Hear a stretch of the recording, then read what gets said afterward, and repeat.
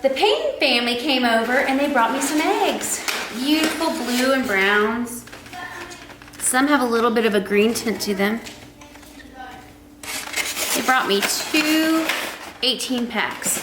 So when they brought them, I sat them on the counter and I left them there. And a week went by and I kept telling myself, I need to incubate those. They have black astrolopes and Americanas. So after about 7 days, I thought, oh my gosh, I really need to put them in the incubator. So I took them out and I put them in the incubator. And later that night, I told Matt and Christian Payne, hey, I put those eggs in the incubator. I'm so excited. There's 36 eggs. I really need a variety for my flock. And they both said, oh no, oh no. So what they were yelling at me and telling me, oh no, you can't do that is, when they brought me the eggs, they were out of the refrigerator. They took them out and they brought them to me. And I had no idea that they were refrigerated eggs. So 21 days later, we had baby chicks.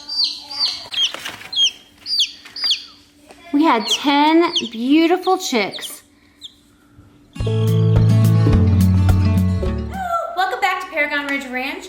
If you haven't already subscribed, take a second, go ahead and hit that subscribe button and then a little dingle bell so you're alerted every single time that we upload new videos. Today, we are going to put some eggs in the incubator. These beautiful eggs here. These eggs right here are from Robertson Belly Acres. We were able to go over there last weekend and we had such a blast, and we went out to the coop and these gorgeous eggs were in their coop and they asked us if we wanted them. Well, yeah, we want them. They're gorgeous. There's green and then there's olive green with like well summer spots on it, and then there's a light brown that's kind of a pink, and then there's dark brown, and then there's some that are kind of on the blue side and some on the minty green side. So Rusty's eggs are beautiful. We're gonna incubate these today. And then these eggs are more eggs from the PAYNE family. Christian and Matt did not put these in the refrigerator.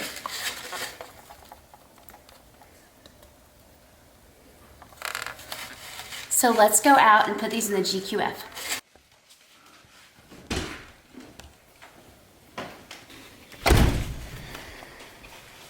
So let's get these set in our GQF 1502 Sportsman Incubator. Okay. So we are going to take out our trays and we are going to put in some eggs. What I'm going to do is I'm going to do them in 2 separate trays. I'm going to put the Robertsons in one, and I'm going to put the PAYNE families in one. So whenever they go down to the hatching area, the brooder, I will actually put them in a net that will separate them so I know whose eggs are whose.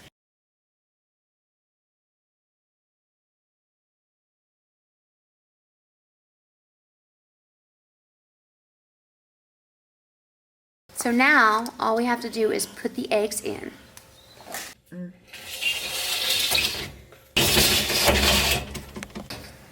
then you just close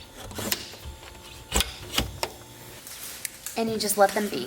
Thanks for joining me as I'm putting in the Robertson Belly Acres and the PAYNE family eggs, and I cannot wait. It's gonna be a long 21 days, but we're gonna see exactly what their babies are gonna look like. What I wanna talk about today is a dry hatch. I've done lots of videos, and every time I do mention that I do a dry hatch, and I always get a lot of comments on my YouTube channel asking me what it is exactly and how it works. Some people don't seem to understand what it means, like the actual definition. So here is the definition. A dry hatch is exactly what it sounds like. You put your eggs in the incubator. You make sure that they're 100.3 degrees, just like any incubator should be. Make sure that they're rotating for the first 18 days. You do not add any water at all. Any water. Pure definition states that once you go on lockdown at day 18, then you would increase your humidity, which would be adding water, to make your humidity inside your incubator to be between 65 and 75%. I don't do that. The natural air outside around my incubator keeps the incubator about 35 to 40% at all times. I do not put 1 drop of water in for the whole 18 days, and I do not put 1 drop of water in from day 18 to day 21. I make a completely dry hatch. Why this works so well for me is because I could do multiple different stages or age levels of eggs in the same brooder, and then I don't have to worry about some being at a higher humidity and some being at a lower humidity. I have been doing dry hatches for about 4 years now. I started with the foam incubators from Tractor Supply or Atwoods with the egg rotators inside them, and I would generally always remove the red caps, and I would also put a towel on. So the red caps is to allow airflow, and then the towel on top is to keep the heat in. I know that sounds counterintuitive. However, before I went to a dry hatch, there was never a way to measure how much humidity you can put in there. You put a little bit of water, it might shoot up to 80%, and it can't be at an 80% humidity level on a brand new egg. You just can't do it. I read up on dry hatches and I started experimenting myself. I was very successful when I was using those foam incubators, and then once I stepped up to the GQF Sportsman cabinet incubator, it was a breeze. I've never used water in here. It has a water container at the top that you're supposed to fill. It goes on the top, and then the air fan blows the hot air over it, and it hits that door, and then it flows all the way down, and it goes through all the trays, and that's how the humidity works. My hatch rates are wonderful. I would say that my hatch rates are between 75 and 95%.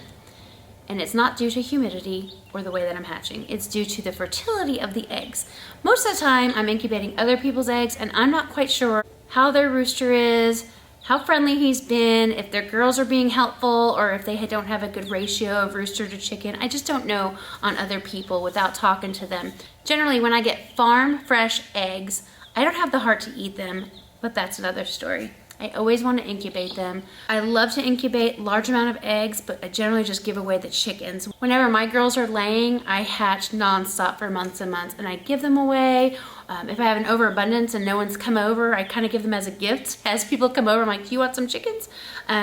Otherwise, I'll put them on Craigslist or Facebook Marketplace, and I sell them for about $3 a piece. Now, when I had some chickens that were a little bit more special to me, and I pretty much believe they're a little more special to people that are the backyard chicken people. I did have crested cream leg bars. I had marins in all the different colors. I had black copper Maran, I had splashes, and I had blues. I also had Polish. I had golden lace Polish. I had white crest black crest black, some splash, and then I had some frizzle Polish. The other one that I had was Bielefelders. So those are called the uni chicken. So I had all them. The Bielefelders were the most expensive, and I sold those for $25 a chick, and they always got a male chick. So it'd be a female and a male. The reason I did that is because you don't really need the males. Most people want the females, and they're so rare in this area that it's just helpful. And then of course I'm not left with all the roosters, but I'm generally a little bit on the more easy side, so I usually give extra chickens to people just because you start talking to them and you fall in love with them and you just want to give and be helpful to them. Most of the people that I've ever sold to, it hasn't been a lot. It's been far and few between in the last couple of years, but most of them have become my lifelong friends. They still call me or message me to ask me questions, and I'm always here for them. If I know the answer, I will surely help them. If I don't, I'll help them try to figure it out. Chickens are really easy, but you have to have the right setup for them when they're babies, the right setup for them when they're adults, and then you have to make sure that you have protection. I want to talk about the eggs that were in the refrigerator. So like I said earlier, our friends gifted us some eggs. They pulled them out of the refrigerator before they came to us, and they live over an hour away. So that makes sense why the eggs didn't show any moisture or little dots of water on the top. Plus, I just set them on my counter, just thinking like I do with my eggs. My eggs always go on the counter. I never refrigerate them, nor do I wash them until I'm ready to eat them. So I did a little research after hatching these 10 babies out of 36 eggs, and it is not impossible. It's something that doesn't happen commonly because most people don't try to hatch eggs out of the refrigerator. I just didn't know. It did say that it's a 50% hatch rate. So mine was less than 50%. The other eggs didn't develop, or they started to develop and probably ceased in about 4 to 5 days. You can tell by the development on the egg when you look at it through your little egg light. So let's talk about the normal incubation period for any eggs inside an incubator. The normal incubation time for a chicken is 21 days, and for a duck is 28 days. Quail are a little different. They take 23 to 24 days to hatch. So once you put your eggs in, and then they're at the right temperature, and they are on a rotation, this is how it happens. The first 2 days, there is no development. Between the second and the third day, you're going to see a heartbeat, some tissue development, and some blood vessels appear. Days 4 through 5, the eyes, the elbows, and the beak start to appear. By the first week, they will almost have a fully developed beak. You could see the egg tooth, and their comb growth starts to begin. By the 9th day, if you candle your eggs, you'll actually see a bird shape while you're candling, and you're going to see some movement. Sometimes you can see the mouth opening, and you're definitely going to see some toenails appear. Day 11 and 12, you're going to see more of the feathers forming, and the actual toenails will stop growing. The toes will be fully formed. By day 14, it's going to be completely feathered, not very much, and the embryo's head is going to turn towards the big side of the egg. By day 17, the amniotic fluid kind of lowers. The head is kind of positioned between the legs, and they put their little wing over their beak. On day 18, the egg is ready to go into lockdown. The yolk sac is still on the outside of the body, so in the next few days it's going to use that, and it's going to draw it into its body and use that for nutrients. You're going to take it off the rotation, and you're going to put it in the bottom of your brooder, or that would be the GQF. You'll take out your rotation and set it on the floor of your incubator. And at this time is when people start to increase humidity to 65 to 75%. If you're doing a dry hatch, you do nothing different. So by day 19, the actual chick is so big, it's taking up most of the space, it's running out of amniotic fluid, and the yolk is almost gone. By day 19, 20, 21, it's done with yolk and amniotic fluid, and it's actually breathing the air, because there's a little air cell inside their egg. It's actually breathing the air and getting ready to be hatched. At this time, you're going to see them start pecking the side of the egg. We call it pipping. They're going to start to go all the way around the whole circle, and that's called zipping. Sometimes it takes hours, sometimes it takes minutes, but you will know that your chick is going to be hatched any moment. This is the most exciting time. In the past, I've done some lives on my Facebook years ago. It's been a while. I would do lives, and I'd just set my phone in there by the incubator, and I'd just tell everybody I'm going live to do a chicken hatch. It's so many people that loved it. They'd pull their kids into the living room, put it on the big TV, and I would just leave it on there for as long as I can without the phone overheating. So they would just watch chicken after chicken after chicken. So I'd go in there every 5 minutes. I'd run out and make dinner, go back in, run out and vacuum, whatever I've got to do. And then I'd keep moving it to the next egg that needed to hatch. And it's just such a great thing to teach a child and to show them how life is created for chickens. Now the work begins after they're hatched. So after the chickens are hatched, you need to put them in a brooder. A brooder generally has wood chips or hay or some kind of animal litter on the bottom. You have to have clean water, chicken food, and of course baby chick food. Whenever I transfer my eggs, I do wait for the majority of them to hatch. So there might be some in there for a day or so, more than 24 hours, but they're in 100.3 degrees inside my incubator, wait for all of them to hatch, and then I move them over. So I pull them all out one at a time, and I dip their beak in the water, and then I just let them stand there by the water. And I grab the next one, I dip their beak in the water, and I let it stand there.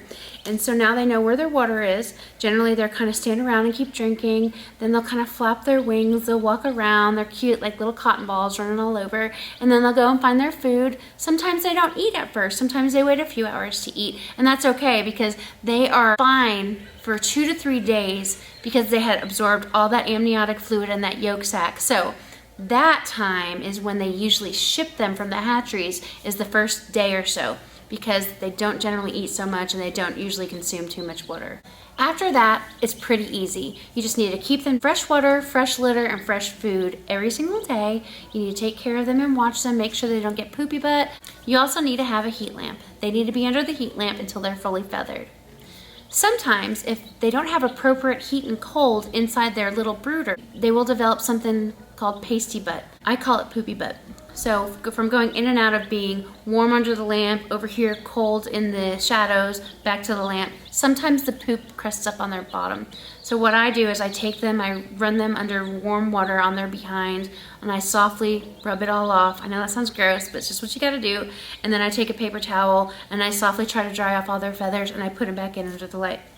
If that ever happens, you need to adjust your lamp or your plate. I'm not sure what you want to use. You can use a heating lamp, which are not that safe. Lots of people's barns and homes burn down. Lots of people use heating plates where the chickens can go under. They have adjustable legs that move up and down. So as a chicken grows, you can move it up. It's about an inch or so each time you move it up, and they sleep under there and they stay warm. I do both. It just depends on the situation or where I have them. Right now, I have these in my garage. These are the refrigerator babies. And they're so cute. So this is in my garage. It is on a heat lamp. but it keeps them so warm. It's in the 20s at night. It's in the 40s and 50s during the day. I would hate to put these in the barn because they were just hatched. So I'm gonna keep them close to me where I can watch them, where I can control their temperature. The heat lamp is not faced completely down in. It's faced kind of at a 45 angle where it hits it and keeps them warm, but they can go and get out of the heat.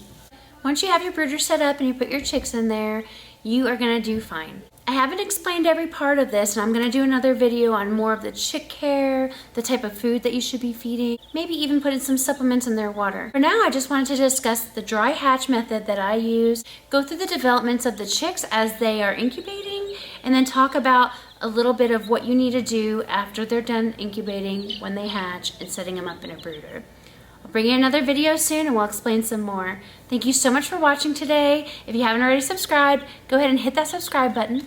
You know you want to hit that dingle bell. That'll alert you every single time that I update a new video. And thank you so much for joining us tonight. Have a good one. Bye-bye.